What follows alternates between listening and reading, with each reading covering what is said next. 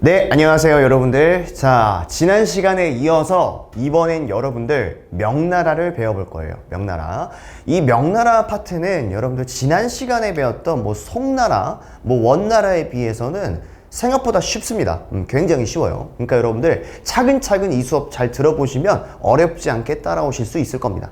자, 한번 보겠습니다. 오늘 명나라에 대해서 공부할 건데, 자, 명나라를 공부하기 전에 우리가 한번 생각을 해보자는 겁니다. 지난 시간에 이어서 연계가 된다는 거죠. 우리 한번 생각을 해볼까요? 제가 간단하게 판서할 건데, 얘들아 기억나지? 원나라가 있었어요. 원나라. 자, 이 원나라는 무슨 족 계통이었어요? 한족이었을까요? 몽골족이었을까요? 그렇죠. 몽골족이었단 말이야. 이 몽골족이 세운 나라가 원나라였고, 그 다음에 우리가 또 기억을 해야 될 게 뭐가 있어. 자, 이 몽골족은요 당시 중국 대륙을 어떻습니까? 점거하고 있었던 시기였음에도 불구하고 수많은 민족들, 특히 이 한족들에게 어떻게 했습니까? 차별 정책을 실시하지 않았습니까? 자, 우리 이것을 가르쳐서 뭐라고 했어요? 아, 몽골인 우대 정책을 한 거야. 그러니까 당연히 어떻습니까? 어떤 결과를 초래했겠어요? 자, 당시의 한족들이나 이 중국인들, 특히 이 한족들이 불만이 많았을까 적었을까? 많을 수밖에 없는 거예요. 이게 바로 뭡니까? 이 원나라의 현실이었다는 거죠. 그러니까 이 원나라는 오래가지 못 갔어요. 그렇죠? 자, 그리고 이 원나라 이후에 이제 등장한 게 바로 오늘 배울 무슨 나라가 되겠습니까? 이 명나라가 되는 거예요. 자, 그럼 여러분 이 명나라에 대한 특징을 한번 알아보자고요. 이 명나라는 자, 전통적인 한족 출신이 만든 국가입니다. 알겠습니까? 자, 그럼 여러분들 이 명나라는 원나라가 그만큼 몽골인 우대 정책을 통해 한족인의 불만이 많았다는 거죠. 그 불만을 이용해서 한족들이 다시 부활해서 만든 정권이 이 명나라라는 얘기예요. 그러니까 우리가 쉽게 얘기하면 이 명나라를 세운 왕족은 몽골족이 아니란 얘기예요. 바로 뭐예요? 한족이 세운 한족 왕조라는 거예요. 이 기본인데 이 기본이 여러분 무너지는 수가 있기 때문에 여러분들 적어도 이 사실은 여러분들이 완벽하게 완비를 하셔야 됩니다.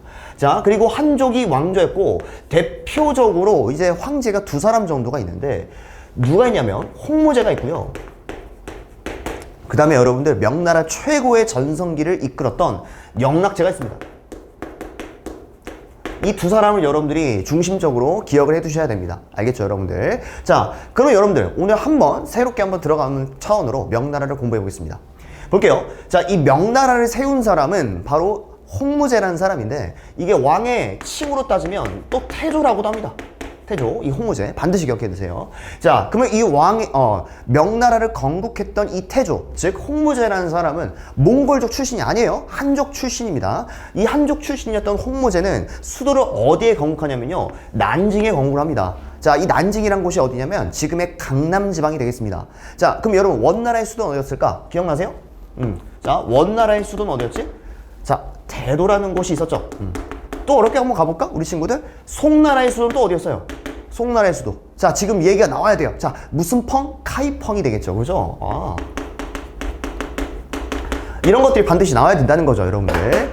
네, 여러분들 이게 카이펑까지 알아보셨다면 이 난징이란 수도가 나왔다. 이 말은 바로 어딜 이야기하는 것이냐? 바로 명나라를 이야기하는 힌트라는 거 기억해 두시기 바랍니다. 자, 한번 보겠습니다. 그러면 이 홍무제의 정책은 뭐였냐? 첫 번째로 황제권을 강화시켰습니다. 황제권을 강화시켰다는 것은 우리 이전에 배웠던 송나라랑 비슷하네. 그죠? 마찬가지입니다. 황제권을 강화시키기 위해서 제일 먼저 이 재상제라는 것을 폐지시킵니다. 이 재상제가 뭐냐면 쉽게 얘기하면 여러분들 우리나라로 치면은 우리나라의 가장 큰 최고 권력자가 대통령 아니겠습니까? 그리고 이 대통령 밑에 대통령을 보좌하는 역할이 바로 이 국무총리인데 마찬가지입니다. 자, 이 시대에도 황제가 있었으면 그 황제 밑에 국무총리가 있었을 거예요. 그게 바로 재상인데 이 재상제를 아예 폐지시켜버립니다. 그러니까 황제의 권력이 완전히 집중이 될 수밖에 없었던 거죠. 여기까지 여러분들 이해하셨습니까? 아, 명나라는 황제권을 강화시키기 위해서 재상제를 폐지했구나. 이 정도의 느낌. 자, 그 다음에 또 한번 가보겠습니다. 이갑제를 실시합니다. 그럼 이갑제가 뭐냐면 뭐 쉽게 얘기하면 이겁니다.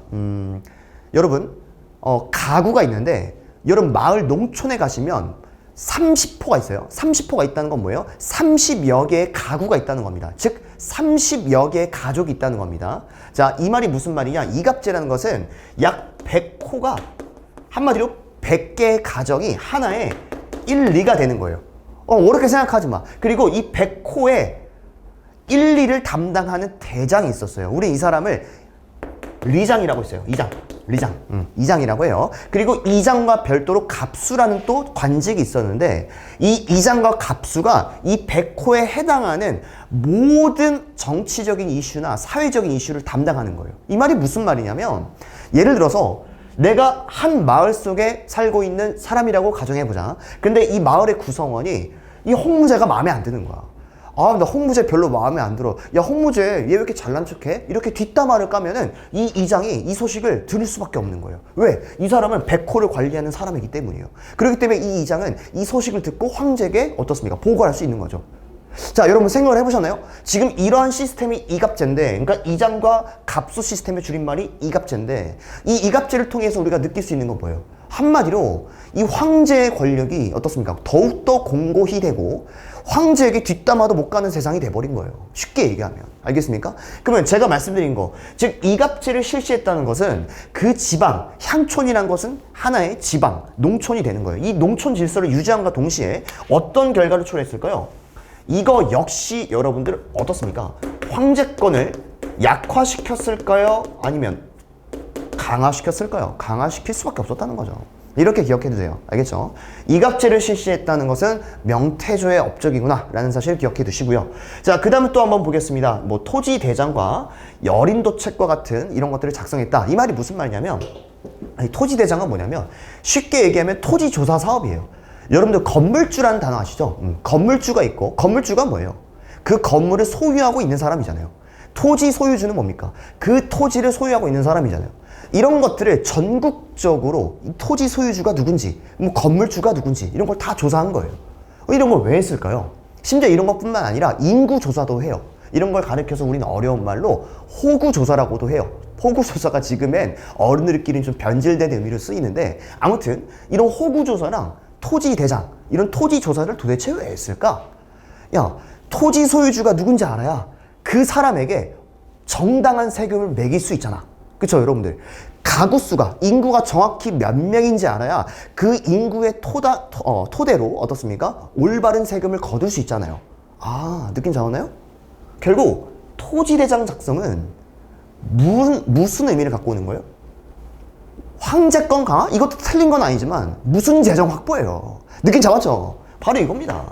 결국은 국가 재정 확보의 측면으로 볼 수가 있다는 것이죠, 여러분들. 여기까지 이해하셨습니까? 이게 정말 중요한 거예요. 국가 재정 확보를 위해서 세금을 올바르게 걷기 위해서 여러 가지 토지 조사 사업과 호구 조사 사업을 했다라는 거죠. 여기까지 반드시 기억해 두시기 바랍니다. 자, 그 다음 또 하나 보겠습니다. 한족 문화를 뭐 부활시켰다. 이 말이 무슨 말이냐면 간단합니다. 제가 설명드렸다시피 자, 원나라, 명나라 이전의 원나라는 이 한족들에 대한 불만이 엄청났어요. 왜? 한족들을 등한시하고 무시하고 탄압했기 때문이죠. 그렇기 때문에 새롭게 등장했던 이 명나라는 한족 출신 왕조이기 때문에 당연히 이 몽골족의 풍습들은 그냥 구세대적인 관습이었을 뿐이에요. 없애야 될 척결의 대상이었다고요. 여기까지 이해하셨습니까? 그래서 이 몽골족의 풍습을 가만 냅뒀을까? 아이, 절대 가만두지 않지. 다 폐지시킨 거야. 자, 대표적으로 뭐가 있냐? 무슨 풍습을 금지시켰겠어? 명나라 풍습이겠어? 한족 풍습이었겠어? 몽골족 풍습이었겠어? 당연히 몽골족 풍습을 전면적으로 금지시킵니다. 뭐 대표적으로 뭐 변발이라든지 뭐 아니면 뭐 그 몽골인들이 입고 있었던 여러 가지 의상 따위들 이런 것들을 다 금지시키고요. 그 다음에 여러분들 이것도 발표합니다. 이게 뭐냐면 육유라는 건데 육유가 뭐냐면 쉽게 얘기하면 당시 한족들이 믿고 있었던 학문은 바로 여러분들의 성리학적 가치입니다. 성리학이란 것은 유교죠. 이 유교의 분파인데 이 유교에서 가르치고자 하는 6가지의 원리를 우리는 육유라고 합니다. 근데 이 육유를 반포시킨 거예요. 그럼 쌤, 이 유교를 반포시킨 게 도대체 무슨 의미가 있어요? 6가지의 유교적인 원리를 모든 백성들에게 가르치기 시작했다는 거예요. 그 말은 알게 모르게 이젠 백성들조차도 유교적인 생활 가르침이 토대가 될 수밖에 없었다는 거죠. 알겠습니까, 여러분들? 이것도 역시 향촌 질서를 유지시키기 위한 이 태조의 방법이 될 수 있는 거죠. 자, 그 다음 또 하나 보겠습니다. 여러분, 원나라 때는 어떻습니까? 과거제가 폐지가 된 적이 있거든요. 그러니까 당연히 어떻습니까? 이 과거제를 다시 실시합니다. 과거제를 부활하는 모습들. 이렇게 기억해 두시면 되겠습니다. 좋습니다. 이게 바로 태조의 업적이 되겠고요. 자, 태조의 업적 이후에 여러분들 이 명나라의 끝판왕이 등장합니다. 끝판왕. 최고로 명나라에서 전성기를 구가했던 이 황제. 이 황제가 바로 누가 되겠습니까? 영락제가 되는 거예요. 영락제. 자, 영락제 한번 가볼까요? 이 영락제는 일단 수도를 한번 옮겨줘요. 쌤, 무슨 말씀이세요? 왜? 쌤, 명나라의 수도는 아까 난징이라고 말씀하셨잖아요. 맞아. 홍무제 때는 난징인데 영락제 때는 수도를 한번 옮겨줘요. 그래서 난징이 아니라 이번에 어디로? 우리가 잘 알고 있는 베이징으로 천도합니다. 베이징으로. 알겠습니까, 여러분들? 자, 베이징이 위에 있어요? 아니면 난징이 위에 있어요? 베이징은 여러분들 화북지방입니다. 그렇기 때문에 이 난징보다 좀 더 위에 있다는 사실 여러분들이 반드시 기억해 두셔야 돼요. 즉, 명나라 때 수도는 두 개로 나뉜다는 거예요. 그러니까 여러분들이 지도를 잘 파악하고 베이징으로 표시되어 있는데 명나라야. 그러면 이거는 홍무제가 아니란 얘기야. 어디야? 영락제란 얘기야. 알겠죠, 여러분들? 반드시 기억해 두세요. 자, 베이징으로 천도하고 나서 엄청난 영토 확장을 벌입니다. 어디까지 진출하냐? 여러분들 대표적으로 이 원나라의 잔존 세력이었던 북원 기억나시죠? 이 북원 세력도 무찌르고 심지어는 명나라 아래쪽, 중국의 아래쪽에 있는 인도 차이나 반도, 즉 베트남까지도 진출하는 모습들, 이런 거대한 영토 확장을 이루어졌던 게 바로 이 영락제의 업적이 되겠고요. 자, 그 다음에 또 하나, 저는 솔직히 이걸 말씀드리고 싶어요. 시험 문제는 사실상 이거밖에 안 나옵니다. 이거 밖에라기보단 이게 가장 큰 중요한 시사점이죠. 바로 뭐예요? 정화의 함대 파견입니다. 이 말이 무슨 말이냐면, 당시 영락제는요, 자신이 이렇게 영토를 엄청나게 확장한 그런 자신감에 차 있던 황제였어요. 그래서 이 명나라의 이 거대한 국력을 어떻게든 어떻습니까? 강조하고 싶고 자랑하고 싶었던 거예요. 그래서 이 영락제 밑에 있었던 한 넷이었던 황간 출신이었던 이 정화라는 사람을 시켜요. 야, 정화야. 난 지금 우리 명나라가 이렇게 잘 나가는 사실을 모든 국가들에게 알려주고 싶어. 그러니까 너는 내가 너에게 어느 정도의 군사와 함선을 줄 테니까 네 그 함선을 만들어서 배를 건조해서 전 세계 각국으로 자랑하고 오거라 해서 이 정화가 예 알겠습니다 전화하면서 어떻습니까? 대규모 함대, 대규모 배들을 건설하게 됩니다. 건조하게 됩니다. 이 과정 속에서 전 세계를 진출해요. 그럼 여러분들 전 세계로 진출했다는 게 어디까지 진출했냐? 이건 지도를 통해서 제가 설명드리고 싶어요. 그래서 제가 간략하게 지도 설명드리겠습니다. 늘 얘기하는 거지만 알죠, 여러분들? 저는 미술 선생님이 아닙니다. 자, 보겠습니다, 여러분들. 공간이 되려나? 우리 친구들. 자, 여기 이베리아, 이탈리아, 여기 그리스, 여기는 뭐가 되겠습니까? 네, 그쵸. 여기가 어디예요? 내가 그려놓고도 진짜 웃겨. 그치? 이거 어디예요? 사우디 아라비아 반도가 되겠고, 여기가 인도가 되겠고, 점점 퀄리티가 이상해지죠? 이게 맞나? 좀 이상한데? 죄송합니다. 이건 좀 아닌 것 같아요. 이건 아닌 것 같아요. 여기 있고. 이 정도면, 얘들아, 이 정도면 나쁘지 않지 않아요? 그죠? 나쁘니? 인정해줘. 이 정도가 돼요. 자, 여기 어디예요? 중국이에요, 중국. 여기가 바로 명나라예요. 명나라에서 이제 어떻습니까? 정화의 함대가 실제 규모가 거의 3만 명에서 4만 명의 규모라고 해요. 얼마나 거대한 규모입니까? 지금으로부터 500년 전인데 이 4만 명의 대규모 함선들, 이 대규모 함대가 수백여 척의 함대가 명나라에서 출발해서 여기 어디예요? 동남아시아입니다. 이 동남아시아에도 진출하고 심지어는요 인도에도 진출해요. 여기가 인도거든요. 여기서 끝나냐? 그게 아니에요. 어디까지도 가냐면 여기 아라비아 반도까지도 가요. 근데 더 웃긴 건 뭔지 아세요? 아라비아에서 끝나는 게 아니라 여기 어디야? 여기 이제 아프리카거든요. 지금의 이제 소말리아 지방인데 모가디슈라고 있습니다. 이 아프리카 지방까지도 가요. 기록에 따르면 이런 모습들을 보여줘요. 야, 대단하지 않습니까? 제가 중국을 좋아해서 그런다는 게 아니라 역사적 사실로 봤을 때, 500여 년 전 당시에 이 정도의 어떻습니까? 대규모 선단을 이끌고 어떻습니까? 모든 나라들을 찾아뵀던 거예요. 그리고 어떻습니까? 이때 당시에 수많은 나라의 우두머리들은 놀랐을 거예요. 이 정화의 함대 규모를 보고 야 이게 뭐야? 이렇게 대규모 함대가 도대체 우리한테 왜 오는 거야? 라고 걱정도 했겠지만 정화는 확실하게 얘기합니다. 난 너희들이 침략하러 온 게 아니다. 우리 명나라에 충성을 다 바친다면 우리 그런 것으로 만족한다. 충성할 텐가 안 할 텐가. 당연히 여기에 있었던 수많은 사람들은 이 충성 질서에 들어가게 됩니다. 우린 이것을 가리켜서 뭐라고 하냐면 이 조공이라고 해요. 조공. 조공이 바로 뭐예요? 여러분들이 일상으로 많이 쓰고 있습니다. 여러분 BTS 아시죠? 이 BTS 팬들이 BTS에게 뭘 합니까? 선물을 하지 않습니까? 그게 바로 뭐예요? 조공이에요. 조공. 이 조공 질서를 확립시킨 거예요. 뭐가? 정화의 대원정이라는 것이 이 조공 질서를 확립시킨 거예요. 그럼 조공 질서가 뭔데? 명나라가 그만큼 거대한 국력을 가지고 있다는 사실을 온 나라에게, 전 세계에게 다 알리고 왔다라는 거죠. 이게 바로 뭐가 되겠습니까? 정화의 함대 파견이 되겠습니다. 시험 문제에서는 여러분들 이렇게 빈칸으로 출제돼서 이런 활동을 전개한 국가가 어딘지 혹은 누군지 이렇게 출제가 되고 있기 때문에 여러분들이 반드시 파악할 수 있도록 다시 한번 강조드리는 부분입니다. 여기까지 기억하셨다면 한 가지 한번 더 밑줄 쳐볼게요. 한마디로 정화의 함대 파견은 명나라 중심의 무슨 질서? 이 조공 질서를 확립시키는 게 그 목적성이 있다라고 기억해 두시면 되겠습니다. 쉽게 얘기하면 뭐 식민지 개척을 위해 이건 좀 아닌 것 같아. 그치, 알겠지? 어디까지나 조공 질서예요. 자, 이 과정에서 이 정화의 함대 파견 과정에서 이거는 여러분 TMI가 될 수도 있고 간혹가다 시험에 나올 수도 있는데 정화의 함대 과정에서 수많은 중국인들이 여기에서 정착하고 여기도 정착하고 여기도 정착하는 경우가 있어요. 이 과정 속에서 뭐가 만들어지냐? 화교가 등장하는 거예요.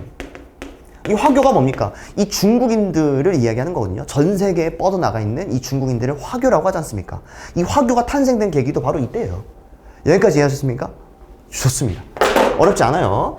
자, 여기까지 가셨다면 이제 한번 이어서 한번 가보겠습니다.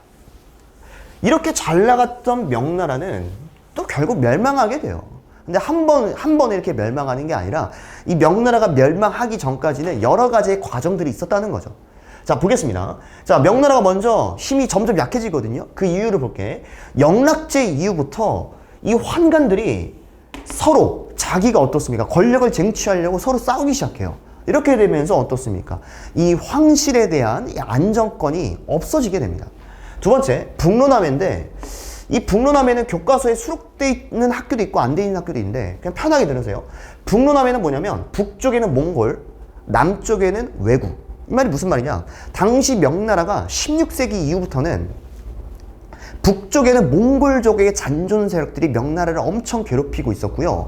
그 다음에 남쪽에는 이 난징 지방, 여기 일본 놈들 있죠. 이 일본 놈들이 굉장히 많이 괴롭히고 있었다는 거야. 그래서 북쪽에는 몽골족, 남쪽에서는 왜구가 계속 명나라를 압박했다라는 거죠. 이런 상황을 우린 북로남해라고 합니다. 자, 이 북로남해의 상황과 그 다음에 결정적으로 여러분 이 시대에 임진왜란이 터져요. 우리 한국사를 공부했던 친구들은 잘 알겠지만 이 임진왜란이 뭡니까? 일본이 우리 조선을 침략한 사건이잖아요. 이 임진왜란 때 당시 명나라의 황제가 만력제인데 정말 많이 도와줘요. 네, 엄청나게 많이 군사도 파병하고 뭐 여러 가지 보급 물자도 제공하고 엄청나게 도와줍니다. 근데 이 과정 속에서 너무나 많은 국가 재정이 지출된 거예요. 그러다 보니까 이제 명나라가 재정이 좋아지겠어, 안 좋아지겠어? 좋아질 수가 없었던 거야.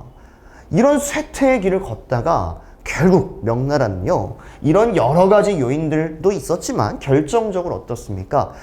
너무나 많은 세금을 걷어들이거든요.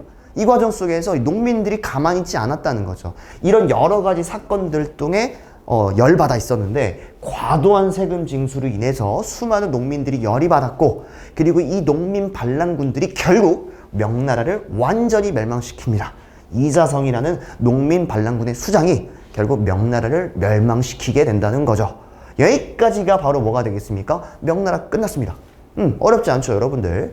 자, 이렇게 정리되면 될 것 같고요. 바로 여러분들 명나라에 대한 문제를 풀고 이번 시간 마치도록 해보겠습니다. 가보자. 자, 명나라에 대한 설명으로 여러분 옳은 것입니다. 한번 보자고요. 1번. 자, 주원장, 명나라의 주원장이라는 사람이 베이징을 수도로 건국했다. 맞습니까? 얘들아, 애초에 베이징 자체가 틀려서 베이징이 아니라 뭐가 되는 거야, 우리 친구들? 난징이 되겠지. 그 다음에 여러분들 이 홍무제의 이름이 바로 주원장이라는 사실 좀 기억해 두시기 바랍니다. 그래서 어찌됐든 이 문제는 틀린 문제입니다. 2번 문제 한번 가보겠습니다. 자, 재상제를 폐지했대. 맞아? 너무 좋잖아. 황제권을 강화한 거니까. 그 다음에 황제권이 약화됐다. 에이 무슨 소리야. 황제권이 약화가 아니라 오히려 강화됐겠지 우리 친구들. 자 3번 보자고. 몽골족의 부활? 뭔 소리 하는 거야. 몽골족의 부활이라니 그런 거 없어. 이 명나라는 바로 뭐야, 한족의 부활 정권 아니야? 애초에 틀렸어. 4번 봐. 정화의 원정을 통해서 명나라 중심의 조공체제를 만들었다. 맞습니까? 너무 좋잖아. 굳이 이야기하자면 무슨 제? 홍무제겠어, 영락제겠어? 영락제잖아요 여러분들. 그러니까 정답 몇 번? 4번이 되는 거예요. 자 5번 보겠습니다. 5대 십국 시대 혼란기를 통일하는 왕조이다? 내가 웃음이 나오는 이유를 알겠지? 얘들아 5대 십국 시대를 통일한 건 누구야? 송나라 아니었어? 우리 친구들? 전혀 엉뚱한 소리 하고 있네. 근데 정답 몇 번이에요? 어렵지 않게 몇 번? 4번이죠. 자, 그 다음 보겠습니다, 여러분들. 자, 두 번째 문제인데, 명나라의 태조는 지방 향촌 질서를 유지하기 위해 혹은 뭐 황제권을 강화시키기 위해 무슨 제를 실시했습니까? 자, 백호가 1, 2 기억나십니까? 이갑제가 되겠죠. 이갑제를 실시했다는 거 여러분 반드시 기억해 두시고요. 자, 마지막 문제 한번 가보겠습니다. 명나라는 자 멸망한 거야. 누구에 의해서 멸망한 거야? 농민반란군이야. 근데 이 농민반란군의 수장이 누구라고? 좀 이름 기억해 두세요. 자성, 이자성이 되겠습니다. 이렇게 좀 기억을 해 두시라고요 여러분들. 여기까지 정리가 됐습니까?